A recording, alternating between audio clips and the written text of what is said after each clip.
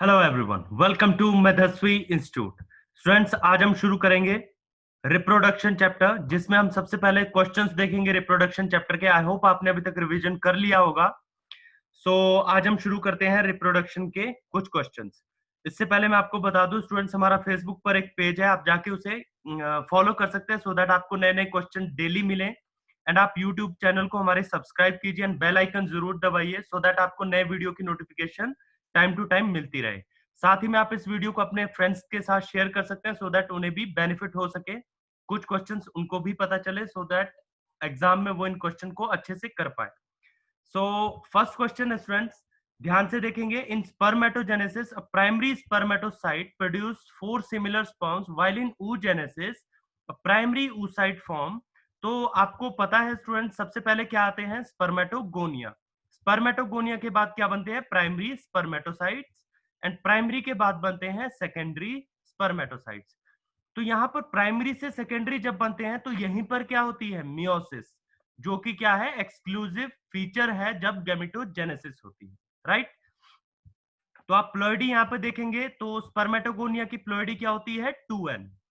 Same in case of primary spermatocytes, but in secondary spermatocytes क्योंकि यहाँ पे क्या हो जाती है? मियोसिस, तो यहाँ पे प्लॉइडी चेंज हो जाती है, which is n number of chromosome. That means यहाँ पे हैप्लॉइड कंडीशन आ जाती है, और in case of primary it is diploid condition, right. So आपसे क्या पूछा है कि प्राइमरी स्पर्मेटोसाइट में कितने प्रोड्यूस करता है? Four similar sperms. तो आपको पता है मियोसिस दो पार्ट में होती है, that means meiosis 1 and meiosis 2। तो मियोसिस 1 पे क्या बनेंगे? एक सेल से दो सेल बनेंगे, एंड मियोसिस 2 पे उन्हीं दो सेल से आगे सेकेंड टाइम जब सेल डिवीजन चलेगी तो दो से कितने बनेंगे? चार। तो टोटल नंबर ऑफ स्पर्म्स बनते हैं चार। But in case of oocyte ऐसा नहीं होता स्टूडेंट्स।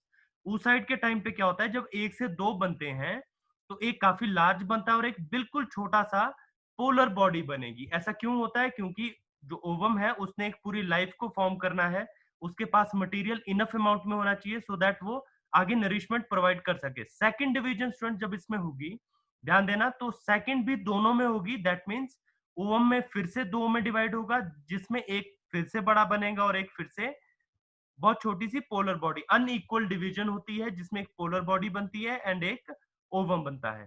सेम पोलर बॉडी भी आगे डिवाइड होगी तो एक पोलर बॉडी आगे चल के दो पोलर बॉडी बनाएगी। That means total count of polar body is equal to three polar body, and एक क्या बनता है? Ovum. So answer will be one large ovum and two two three polar bodies. तो आपका ऑप्शन नंबर ए क्या होगा?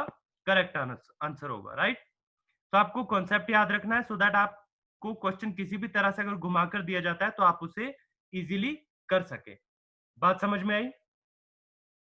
चलिए next question देखते हैं।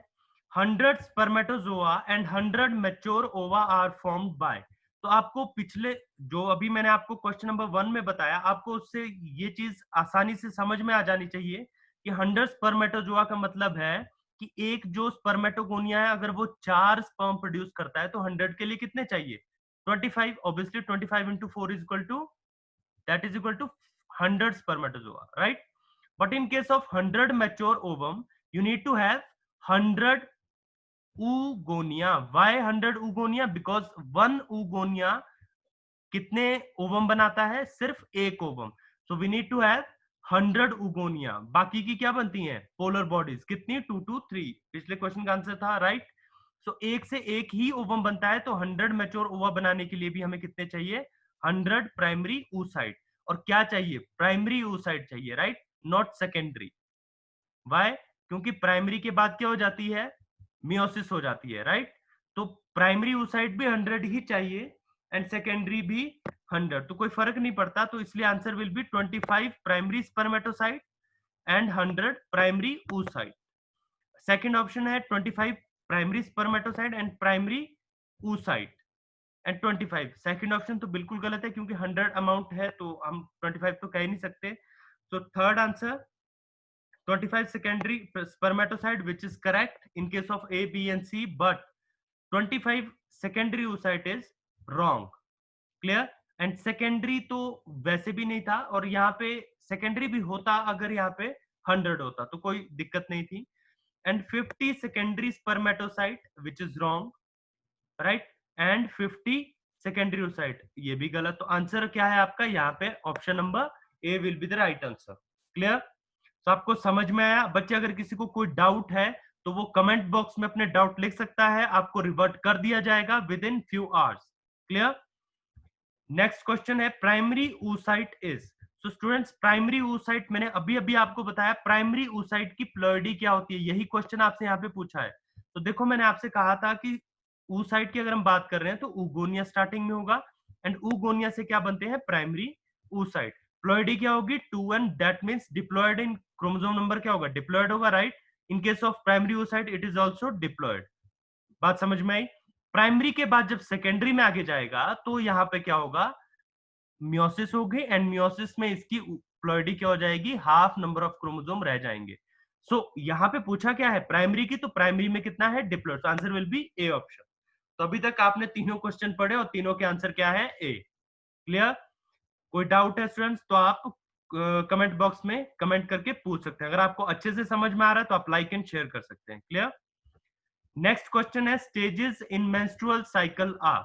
स्टूडेंट्स, स्टेजेस कौन कौन सी होती हैं इन मेंस्ट्रुअल साइकिल? देखो, रिकवरी फेज स्टार्टिंग में नहीं आता, तो ऑप्शन नंबर ए तो गलत है।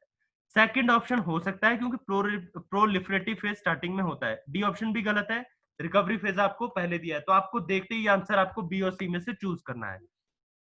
बी ऑप्शन में है proliferative, secondary and menstrual. Students, menstrual जो साइकिल है या फ्लो है, जो फेज है, वो पहले आता है as compare to proliferative and secretory phase. तो मेंस्ट्रुअल तो लास्ट में नहीं आएगा। So option number B will be the wrong answer, and the option number C is the right answer. Why? Because proliferative phase के बाद ही क्या आती है? सेक्रेटरी फेज आती है। क्लियर? अगर आपको इससे रिलेटेड या आपको मेंस्ट्रुअल साइकिल अच्छे से और पढ़नी है तो स्टूडेंट्स विद इन 1 और 2 डेज मैं यहाँ पे जो रिप्रोडक्शन की वीडियोस है वो मैं यहाँ पे डालना शुरू करूंगा इस चैनल पे। तो आप सब्सक्राइब कर लीजिए एंड बेल आइकन दबाइए, आपको नोटिफिकेशन आ जाएगी। आप अच्छे से पढ़ लेना एंड प्रिपेयर हो जाना, बिकॉज एग्जाम जहां तक हमें लग रहा है और हमें जहां तक नोटिफिकेशन मिली है, आई मीन सबको जो भी नोटिफिकेशन एनटी के द्वारा दी गई है, वो 90 टू 95% तक जो आपका एग्जाम है वो 26 तक हो जाएगा। 26 ऑफ जुलाई को ही होगा, राइट? नेक्स्ट क्वेश्चन है students, testosterone is secreted by, which is very important question. Why? Because testosterone पे क्वेश्चन आता है आपके एग्जाम में, तो आपका answer most of the students क्या करके आते हैं? टेस्टिस, और कुछ तो पिट्यूटरी भी करके आ जाते हैं, विच इज वेरी रॉन्ग। और सर्टोलाइक सेल्स को ऑप्शन करने वाले भी कम नहीं है स्टूडेंट्स। तो आंसर क्या होगा इसका? Leydig cell. Why Leydig cell? Leydig cell को एक और नाम से जाना जाता है, that is interstitial cells. Sertoli cells क्या होते हैं? जिनको हम नर्व सेल के नाम से बुलाते हैं, इनका काम क्या होता है? नरिशमेंट प्रोवाइड करना। क्लियर? ये कहां पे प्रेजेंट होते हैं? ये कहां प्रेजेंट होते हैं? These are present inside the seminiferous tubule. Clear? और इनसाइड मतलब that means they are intracellular cells, that means ये सेल के अंदर है। Leydig cells are intercellular structure, which means they are interstitial cells, they are present between seminiferous tubules. Clear? So ये यहाँ पे इनका रोल क्या रहता है? They secrete testosterone, which is very important for reproduction in male. Clear? Pituitary gland obviously stimulate करेगा, but इसका direct role नहीं है। क्लियर? एंड टेस्टिस तो एक काफी ब्रॉड वे में इसका आंसर दिया जा सकता है, बट अगर उसके हिसाब से यहाँ पे सेल्स के नाम दिए हैं तो answer will be Leydig cell.